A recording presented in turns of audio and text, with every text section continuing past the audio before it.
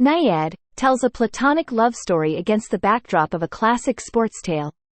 A decade after she became the first person to swim from Havana, Cuba, to Key West, Florida, without a shark cage, Diana Nyad's epic journey has been chronicled in a highly anticipated and contested biopic that premiered Friday on Netflix.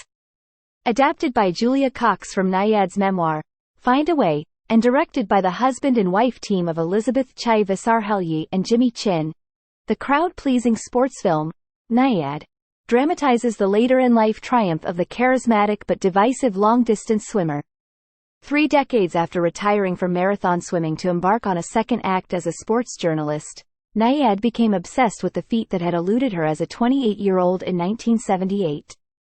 So in 2013, at the age of 64, Nyad completed the 53-hour, 110-mile trek from Cuba to Florida on her 5th attempt, cementing her place as one of the most accomplished swimmers of her discipline.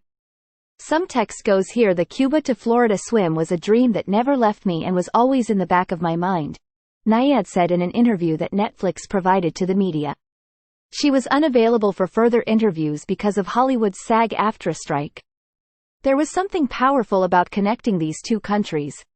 When I didn't make it at 28, I spent a year waiting for visas and the right weather to try again, ultimately becoming so exasperated that I decided to start my broadcasting career and leave the Cuba swim behind. I was living my life large, but I always held the Cuba swim in a corner of my imagination. That epic adventure was always drawing me, and I didn't want to leave it in a pile of regrets.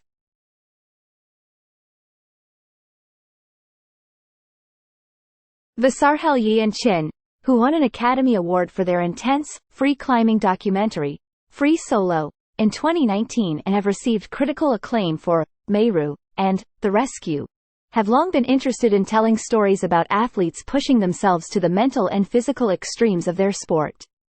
Some text goes here: I think there's probably an autobiographical element to it where I'm just trying to understand my own husband over and over and over again, Visarhelyi said of Chin, an accomplished mountaineer, photographer and skier, in a video interview with NBC News.